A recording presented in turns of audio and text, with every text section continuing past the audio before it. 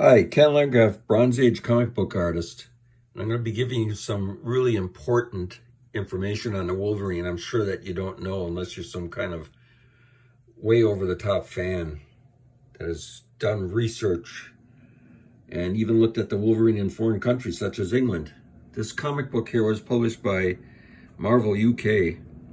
And at the top here you can see it features Hercules and the Wolverine. And they featured Conan on the cover. But in this book is a very famous story that would be reprinted after it appeared in England first. And this story is called At the Sign of the Lion.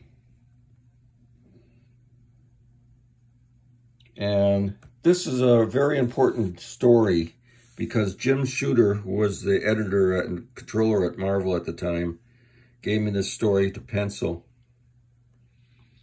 It was also an early job by Mary Jo Duffy, who would become a famous Star Wars writer. And George Perez was the inker. So this is very important for a lot of levels. It features Ken Landgraf artwork, inked by George Perez. And this is a famous story that was reprinted maybe 10 times by Marvel. The most famous edition was the Giant Hulk Treasury number 26. And in that issue, they colored it. Originally, this was drawn in black and white, which I'll show you.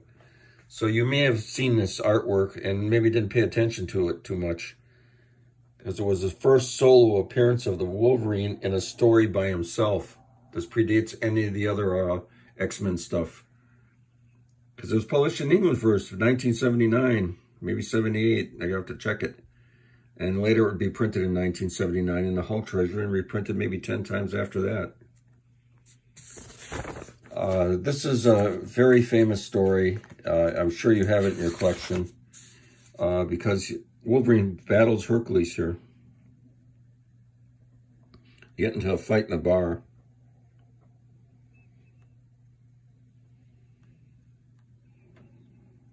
And what happened was, after I handed in the pencils, George Perez saw the pencils. I did this extremely tight penciling on this. So he said, who's going to ink this? Can I ink it? And Shooter gave it to him to ink. Now, Perez wasn't even very famous yet. He hadn't drawn Fantastic Four or nothing. He was just starting out just like me. So he inked on this Wolverine story. And of course, he added a lot of nice touches here. Like I indicated here on the chest here, George played around with it, made it more. He paid real close attention to the jacket here. Because what I did is I took this from a magazine, the jacket. I don't know, I think it was members only or something. And I added this flannel shirt here.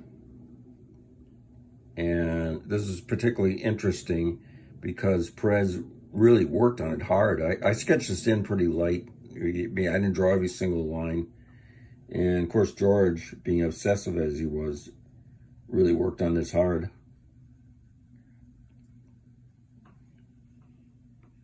This is about a perfect drawn comic book, as you're going to see, because it has my dynamic storytelling.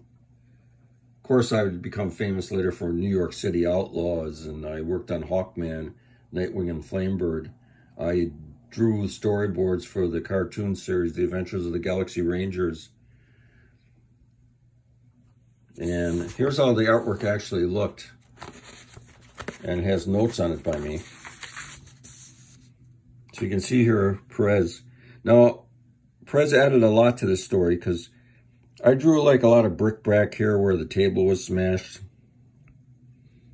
But George went to town on this like crazy. Like you can see, these are George Perez debris particles.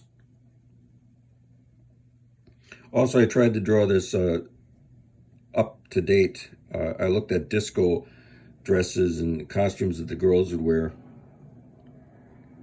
And again, Perez, he's paying attention to everything. I may not have even drawn all these backgrounds. I might have just sketched the action. And of course, George is famous for his detail. So like this table, for instance, here, I think he added to that, or this plant. And I indicated the black, but of course George goes and does his famous kind of dot burst around Hercules. Also, there was very little reference at this time, like with Hercules' costume, particularly the belt buckle. Perez, I think he cared about these characters more than I did, because he looked up at the costumes and he made damn sure that the belt buckle was perfect every time. This is intense here, because you've seen the hand underneath, which the shot I drew, but I drew the glove going around. This is pretty smart. And Wolverine, here, he used the cut razor blade effect here. What George did is, after he inked in the black areas, he took a razor blade or X-Acto knife and tore up the paper to give this effect. This was used by the EC artists like Wally Wood. And also, George was smart enough here. Giordano told me this. Whenever you're drawing like something like a window or any kind of structure, draw it and then put a shadow under it. So all of this here is that technique. George just couldn't get enough detail. He followed this pretty exact.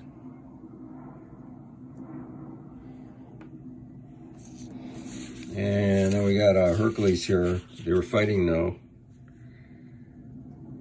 And I indicated this more like John Buscema scribbles for this table being ripped apart. He smashed down the table, and I don't think I did this. I think Perez put the black on top. So this was a combination of Ken Landgraf artwork pencils and my storytelling, and Perez adding his own special touches to it. Now what I did is in honor of this, since this is 50 years of the Wolverine, and 50 years or so since this story came out, I did a whole mess of Sign of the Lion posters that I'm selling, which I'm going to show you now. Got them all in a pile here. What I did is I reprinted the famous panel here, the first solo story of the Wolverine, and I worked it in the panel that it says Snick, and then Zounds from Hercules. And what I did is I came up with kind of a pretty clever idea. I took a poster, which I'll show you what it looked like. I drew the tear section. But in this tear section now, I've drawn a portrait of the Wolverine with Zipatone a lot of times. So this is a really good deal here. I'm going to sell this for $25 and $7 postage in the US. So if you want one of these, make a screenshot of the one you want. It's going to be $25, $7 postage at the Sign of the Lion. 50 years of the Wolverine. And I got pretty clever with this because I drew the Wolverine, but I have his claws tearing through the paper and added additional tears. So that's the first one. Now we're going to look at another poster. Again, it was blank, but I filled in a Wolverine portrait here. It's poking through. It's pretty cool. Again, I would always put Zipatone on because I love Zipatone. It adds gray. Most people wouldn't even bother with this anymore because you got to cut it out and paste it down. So if you want this one, just take a screenshot of it and tell me which one you want to buy. $25 plus $7 postage. I will be bringing these to the Big Apple Comic Convention too if you're interested. But again, if it sells here, it's gone forever. Here, the Wolverine's using both of his claws. He tore through the paper here. Now you can put zip on the paper. Look at that.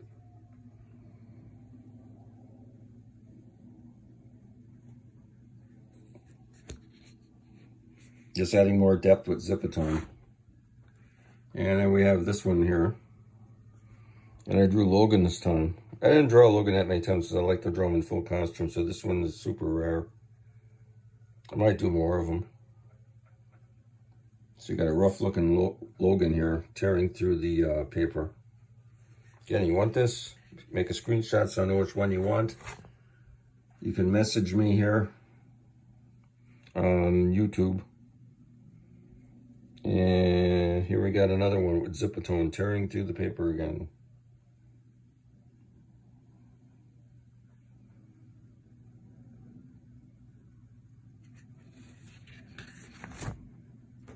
may do some more of these because they're fun. Here we got the Wolverine tearing through the paper again.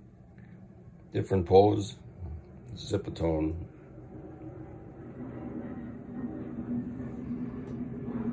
Again, make a screenshot so I know which poster you want. $25, $7 postage. Message me.